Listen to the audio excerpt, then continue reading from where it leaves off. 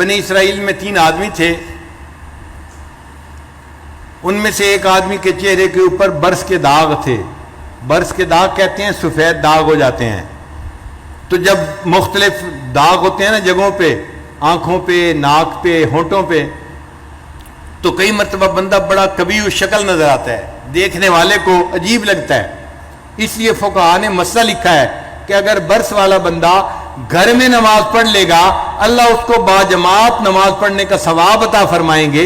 اس لیے کہ یہ مسجد میں جائے گا تو نمازی اس کو دیکھیں گے تو ہو سکتا ہے ان کی طبیعت پہ اثر ہو اور ان کی نماز میں فرق پڑ جائے. یہ بے شک گھر میں ہی نماز پڑھ لے. اب اس کے پاس ایک بندہ آیا اور اس نے کہا سناؤ بھائی کیا حال ہے؟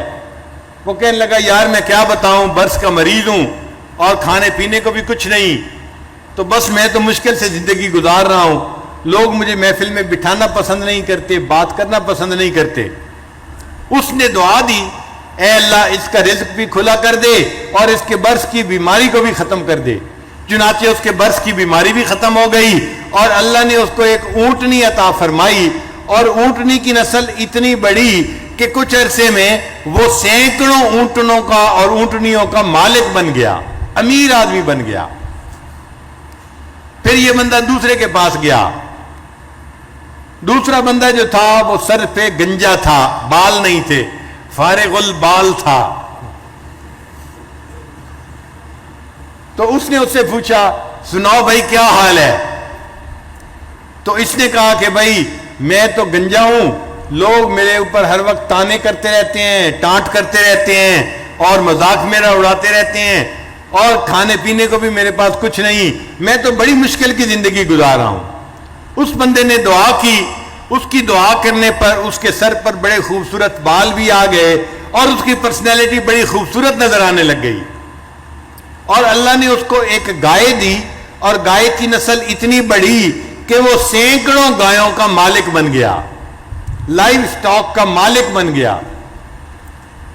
پھر یہ بندہ تیسرے کے پاس گیا. تیسرا بندہ آنکھوں سے اندھا تھا. اس نے پوچھا سناؤ بھائی کیا حال ہے؟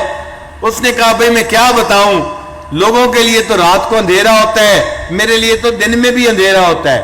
میں تو ٹھوکریں کھاتا ہوں در در کی اور مانگ کے کھانا کھاتا ہوں، میں بھی کچھ نہیں، میری زندگی بھی کیا زندگی ہوئی. اس نے دعا کر دی. اللہ نے اس کو بینائی بھی عطا فرما دی اور اس کو ایک بکری دی، اور بکری کی نسل اتنی بڑی کہ یہ سینکڑوں ہزاروں بکریوں کا مالک بن گیا. یہ تینوں آدمی بنی اسرائیل کے بڑے امیر آدمی مشہور ہو گئے. فلاں بھی سیٹھ صاحب ہے، فلاں بھی سیٹھ صاحب ہے اور فلاں بھی سیٹھ صاحب ہے.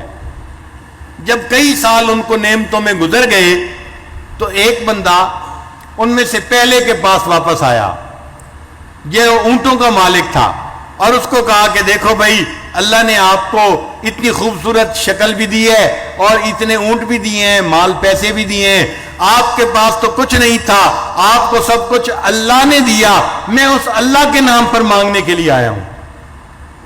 جب اس نے کہا نا کہ آپ کے پاس تو کچھ نہیں تھا، اللہ نے سب کچھ دیا، اب اس بندے کو دل کے اندر غصہ آیا.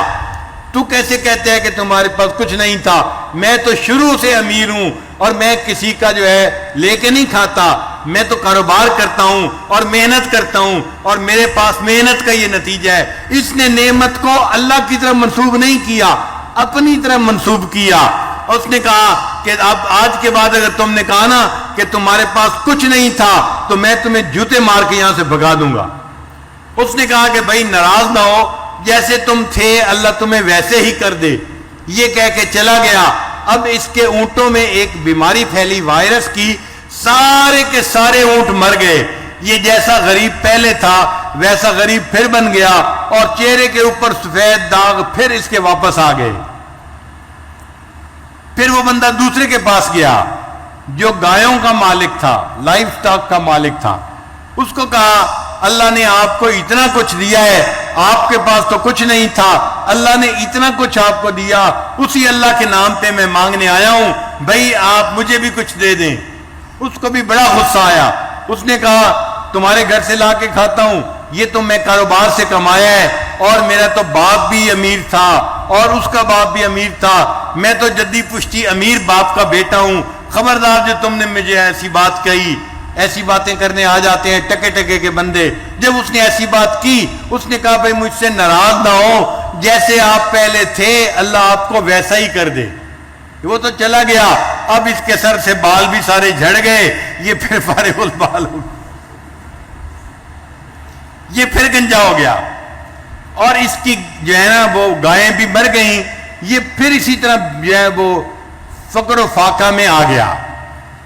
پھر وہ بندہ تیسرے کے پاس گیا. وہ جو تیسرا بندہ تھا وہ دو پہاڑوں کے درمیان اپنی بکریاں چرا رہا تھا, اور اس کی بکریاں اتنی زیادہ تھیں کہ دونوں پہاڑوں کے درمیان کی پوری جگہ بکریوں نے بھر لی ہوئی تھی. اس نے جا کے اس کو کہا کہ بھائی آپ کے پاس تو کچھ نہیں تھا, اللہ نے آپ کو سب کچھ دیا, میں اسی اللہ کے نام پہ مانگنے کے لیے آیا ہوں, اللہ پہ نام پہ کچھ مجھے بھی دے دو.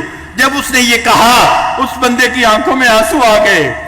وہ کہنے لگا بھائی تم بالکل سچ کہہ رہے ہو, ایک وقت تھا میں اندھا تھا, در در کی ٹھوکریں کھاتا تھا, لوگوں سے مانگ کے کھاتا تھا, پھر کسی بندے نے مجھے دعا دی, اللہ نے میری بینائی بھی عطا فرما دی, اور اللہ نے مجھے بکریاں بھی دیں.